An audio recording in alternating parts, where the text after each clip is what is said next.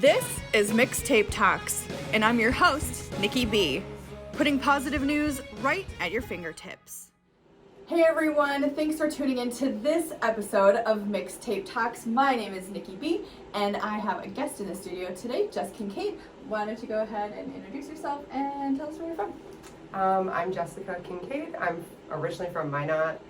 I just moved back to the Bismarck area after being away for about a decade. I was in St. Cloud, Minnesota, and it's great to be back.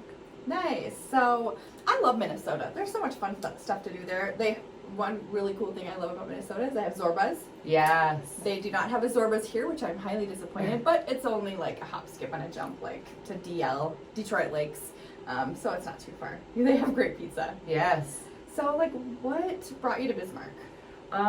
So basically my entire life just kind of flipped upside down. In March of 2021, my dad was in a really serious car accident that completely changed him. He has a lot of traumatic brain injury that he still is working through. And then 7 months after his accident, my mom passed away. So it was just time to come back. Wow, yeah. I'm so sorry to hear all that stuff. You know, it's never really easy, navigating through those types of tough situations in your life. And I know we were kind of talking, yesterday about growth and rebirth and all of that kind of process. So that seems to be what you're basically walking through in this season of your life, right? Yeah, for sure. Good, bad, or otherwise. And whether or not I was ready for it, it was definitely the time for me to be reborn. I feel like I was a caterpillar and finally have my wings.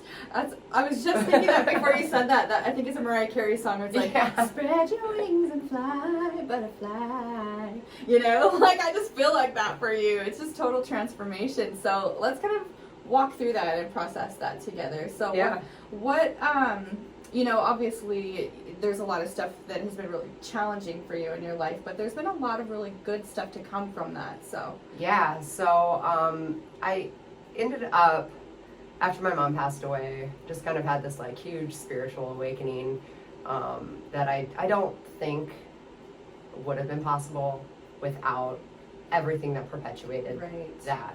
Let's just pause on that spiritual awakening thing, because a lot of times when people talk about spiritual awakenings, they think about butterflies and rainbows and all the awesomeness, but man, spiritual awakenings can be ugly. Painful. And painful. Yes, and there was a lot that I had to come to terms with because of that.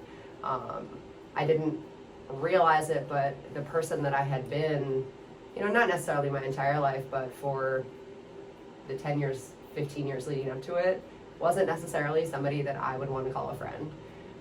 I wasn't somebody who was there for my friends. I wasn't the best version of myself.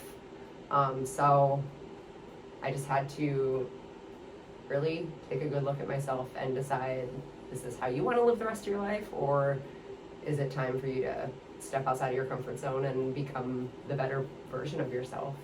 And I love that you are aware of that, because not a lot of times, more often than not, people don't realize what self-awareness means and what that can look like. And so what kind of brought you to that aha moment where you're like, ooh, this isn't working for me and I need to try something new? Well, I had always kind of leaned on other things, oh, I'm having a bad day, let's go shopping, or I'm having a bad day, let's have a couple drinks. And I had to take that into consideration, and I decided, if you want to change, you actually have to change. That'll preach. Yeah. That'll preach. Yeah. I mean, a lot of people talk about change, yeah. but not a lot of people are willing to actually put in the effort. Right.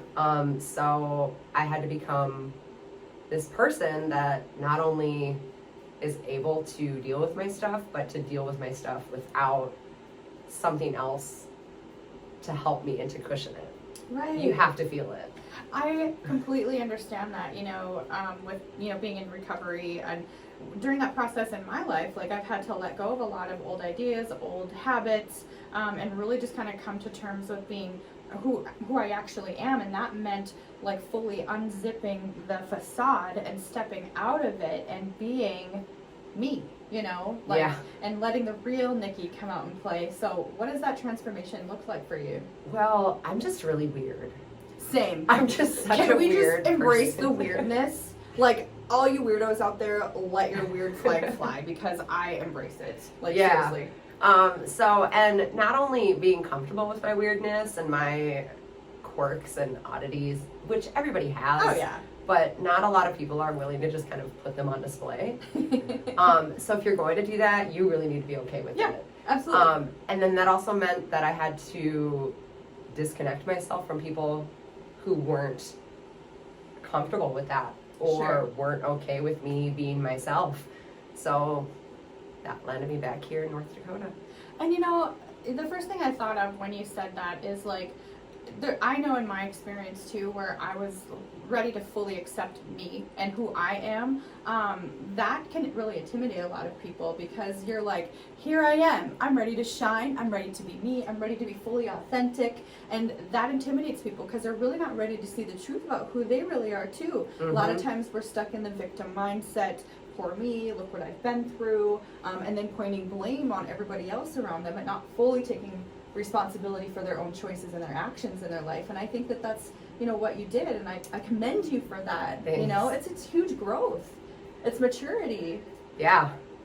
I think for the first time in my life, I may not always act mature, but Well, we can have fun still, you know. But I try to acknowledge the pain that I've caused people, Yeah. and not only that, but the pain that other people have caused me. Sure. And it's not necessarily something they intend to do, or they don't do it in a way that, you know, they have like the Minnesota nice, the North Dakota nice, and it's like they say something and they don't mean to hurt you, But they do. and you didn't really Yeah. need to say it. It didn't, it wasn't something that really had to be addressed. Sure. And you were just saying it to make yourself feel better. And I'm definitely guilty of that also.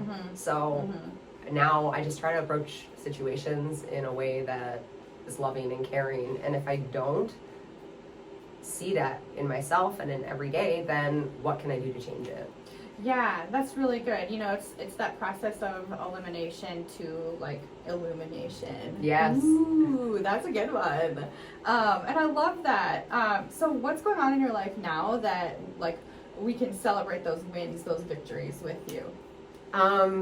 So since moving back to Bismarck, I have honestly a great relationship with my siblings, which was always kind of marred by other things, addiction, Sure. Proximity, you know. My brother and my sister and I live within a mile of each other. And so my sister's 13 years younger than me and 11 years younger than my brother. So my brother and I have always been really close growing up, but his addiction took him away from us Sure. for most of his adolescence and adult life. And my sister, she was so much younger, and her addiction took her away from us also. Right. So this is the first time that we've all lived this close to each other since my sister was a baby. Wow. Yeah, and like sometimes I'll call my brother and I'll be like, I miss you, and he's like, you live 4 blocks away, come over. And I'm like, oh yeah, I could do that. And my sister, she calls me every day. Nice. Which is new. Yeah. But also I can drive 6 blocks the opposite direction and I can see her. I love that. Yeah, and then I also, new relationships, new beginnings. Yeah. So let's touch on that. Okay. Let's kind of poke it a little. What's going on in your relationship? What is that like? Because I know before we sat down, you had mentioned you had, when you moved, like you had just gotten out of a long-term kind of relationship. So Yeah, a long-term toxic relationship, and not just from one side. I mean, it was both sides were toxic. It was very unhealthy.